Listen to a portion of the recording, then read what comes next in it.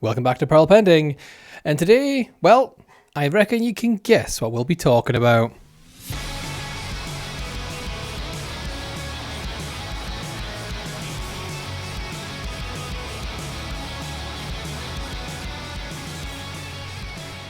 As always, don't forget you can find us over on Patreon. Almost forgot the name of the site, at Peril Pending. Join for £1, you get access to EMP, that's Even More Peril, the exclusive to Patreon show. Now, a spot of housekeeping at the very start. In the last episode, yesterday's, I mentioned that they were talking, the UKIP fella kept referring to himself and kept referring to Reform as the centre-right party. And obviously I was joking, thinking, oh my God, they must think that the Tories are left-wing. They must think the Tories are left-wing. If UKIP and Reform are considering themselves to be centre-right, they must think that the Tories are left-wing. And yeah, they do. Here's Aaron Banks, proud speaker for Reform. I don't know if he's actually got a membership, but he likes what Farage is spitting out. The Conservatives are at best centre-left. And then he also goes on to say that he wants a good, hard recession for the country. So yeah, nothing more patriotic than the very, very rich members of Reform UK wishing a recession on the country. Now, let's get into today's topic. We're going to be looking at the various tweets and videos and, some could argue, propaganda that Reform UK and its supporters are spitting out in the wake of what is sure to be a pretty embarrassing turnout for Nigel Farage. And no matter how you look at it, a success for BinFace. We'll start with this little doozy here. I know, some of these are probably bots, but they're still funny and it's still good to have a laugh at them. From Paula. Good luck to Nigel Farage today. He is in fact facing all parties, as they have openly advocated for BinFace. Not sending sincere candidates and promoting a man with a bin on his head makes a mockery of our democracy and laughs in the face of all the voters. I mean, Paula, you're kind of onto it. I'll tell you what is a real mockery of democracy and laughs in the face of all the voters. It's calling a by-election, costing the taxpayer £250,000, all so you can try and stop an investigation into your dodgy dealings. That's what we would call a mockery of democracy. And Paula wasn't alone. Another one here from Straight Better. Farage has done what no other MP, brackets, apart from a Reform MP, end brackets, would have the guts to do, and that is seek confirmation from their voters that it is him they want. That takes real guts. He didn't know the other parties would run away. He took his chance, a true leader. Once again, Straight Batter, you're talking utter rubbish. Every MP does that when they go to the ballot box, when they put their name on the paper. This is what you've just described there is getting voted in. Anyone here who's an MP has been voted in. Apart from, of course, all the Reform MPs who defected from the Tory party and didn't hold a by-election. They don't have the guts to do this. But once again, you're starting to see a theme here. They're basically trying to paint this idea that Clacton wants him, and it's him against the establishment, and they need this narrative because obviously if he wins, and I suspect he will, a second by-election is going to happen, and I really don't think Farage is going to run. I think he's going to run away to America, but if he does run, or if they replace him with another Reform candidate, they're scuppered. Because that's the one where the parties will actually field a candidate, because that is the legal and proper one. But the funny tweets don't end there. We also had this one from Adam Brooke. I'm sure a lot of you are familiar with this fella. If you'd rather a prick in a bin costume to represent everyday British people in a parliament over an experienced politician, you're sick in the head. A complete whack job. And your contempt for our political system and the people of Clacton is clear. Embarrassing. Funny there, Adam. It almost seems like you're calling Farage a career politician, and wouldn't that make him part of the establishment? But Adam wasn't alone. Again, another fella here on Twitter, Nigel Nelson. If you're voting for a bin in the Clacton by-election today, you're not serious about politics. I thought that these people loved British sovereignty. I mean, tell me down below, doesn't this just scream that you don't like democracy? People should be allowed to vote for whoever they want, if the person is a bin or if the person is Nigel Farage. It doesn't matter. That's what democracy is. Of course, if Adam Brooke there maybe had a word with, I don't know, Adam Brooke, then maybe he wouldn't have tweeted something so stupid as here he is in 2022 saying that he'd rather vote for the monster raving loony party than a conservative one with Gove in charge. And I hope they know that's what many feel. So apparently voting for the monster raving loony party, that's absolutely fine.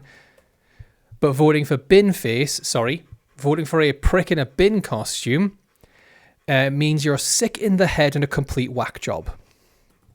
Honestly, Adam, it's really, really, this is really, really embarrassing for you.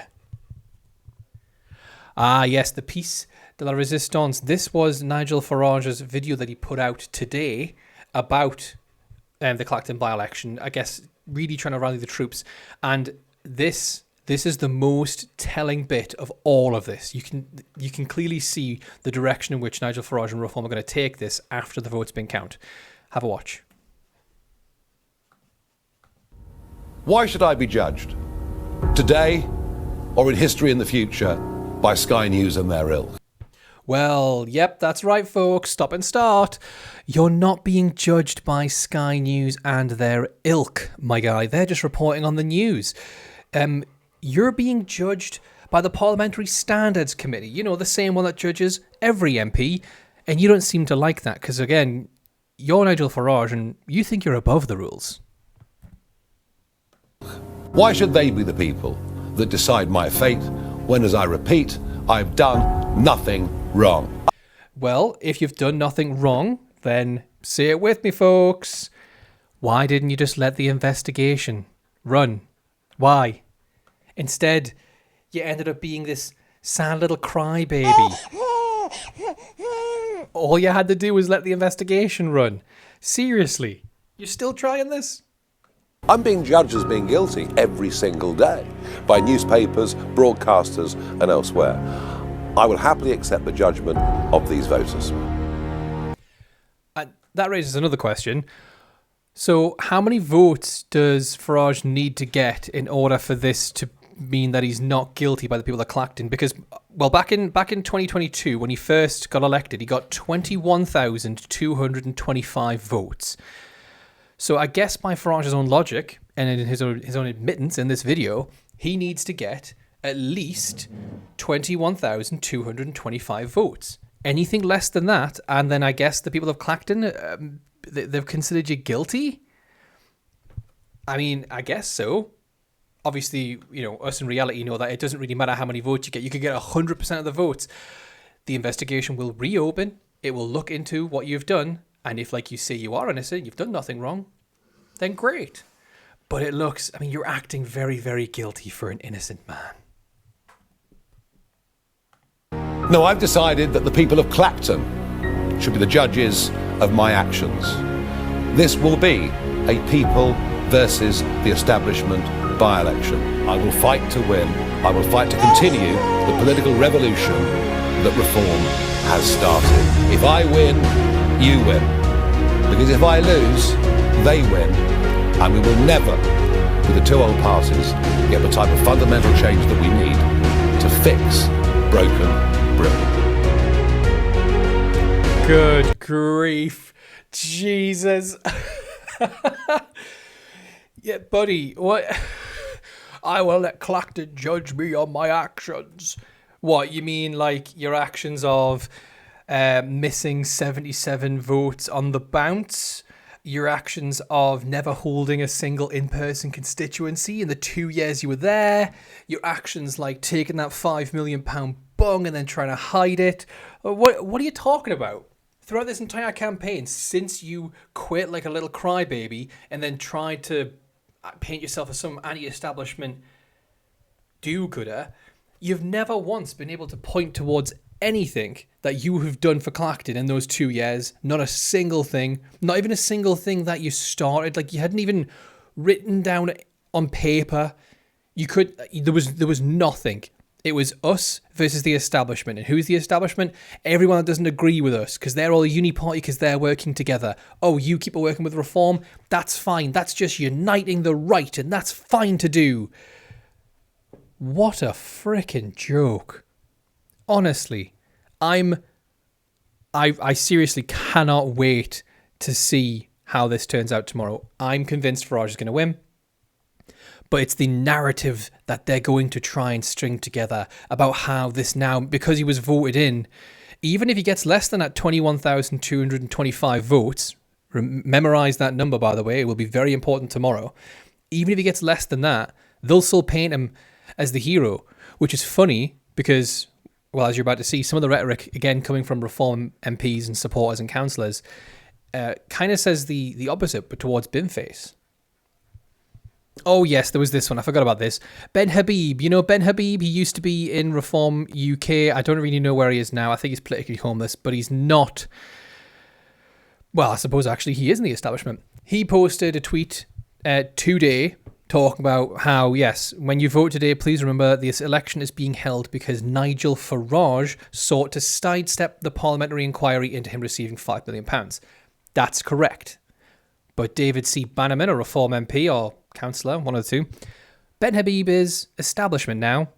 What a shame. But David, you're a joke. Ben Habib has always been a part of the establishment because he's incredibly, incredibly rich. I don't know why speaking the truth makes you part of the establishment in your books. That's a real crazy stain you've got on your record there, Ben. And now he wasn't the only one. Terry Norton, again, I believe a Reform councillor, I want to say. Nigel put his mandate back in the hands of the people. Today, Clacton gets the final say. Trust the people, not the political establishment. Again, framing this as some kind of attack against the establishment, and the candidate being Nigel Farage, the privately educated ex-former London trader, and according to Adam Brooke, a career politician. He's not the establishment. The one walking around in very expensive Union Jack shoes. He's not the establishment. But again, to quote Adam Brooke, a prick in a bin costume is. You're all absolute jokes. David again was he was on it today. He's been really fighting in Farage's corner. No doubt the Clacton by-election today will, in the MSN, come down to how well the bin man does relative to a surging Nigel and Reform UK. Vital Nigel is fully supported today. If in Clacton, please vote bin that bin. A few things here. First of all, of course the media is going to be talking about what percentage Count BinFace gets, because he's a joke candidate, he's a joke... well, he's a comedian himself, and usually gets around 1% of the vote. So there is the potential for him to get the highest percentage he's ever had in his career. So of course people are going to be talking about that. No one will be surprised if Nigel Farage gets elected back to the role that Nigel Farage quit from. I mean, on some level I will be, because Clacton, what are you doing? But why would that be news? Of course, more Reform people jumped on this as well. Ben Graham, even if Nigel Farage won 90% of the vote, the legacy media would focus on Count BinFace getting 10. The truth is much simpler. The other parties ran away. They chose not to stand candidates, and in doing so, let the people of Clacton down. No, Ben, that's not at all what happened. Farage is the one running. He was running because he thought he could quit. He thought he could prevent that investigation from being complete. He was wrong, it turns out. And so now he's trying to say, well, actually, if Clacton vote me back in, I get to keep my job. They didn't stand a candidate because they'll be standing a candidate probably beginning of next year, maybe even the end of this year if we're lucky. And letting the people down, I mean, the candidate who caused the taxpayer to fork out £250,000 unnecessarily, I mean, I would personally say that's the one that let the people down. But I suppose for Mr. 5 million, a quarter of one, yeah, I can see why you'd say that isn't too much. And this right here, is the main reason why they are absolutely shitting their pants. Because no matter how you look at it, Nigel Farage and Reform UK are the most hated party in UK politics right now. Obviously, you can see quite a few aren't there, but they're obviously too small to even feature, so I don't even know why I mentioned that. So you may get Clacton. You may even get one or two more councils, although I highly doubt that. But Farage, you're never, ever, ever going to become Prime Minister. And honestly, tomorrow, it doesn't matter what happens. Because the bin, well, he's already the winner.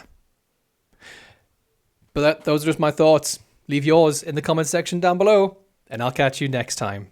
While the peril, well, while it's still pending.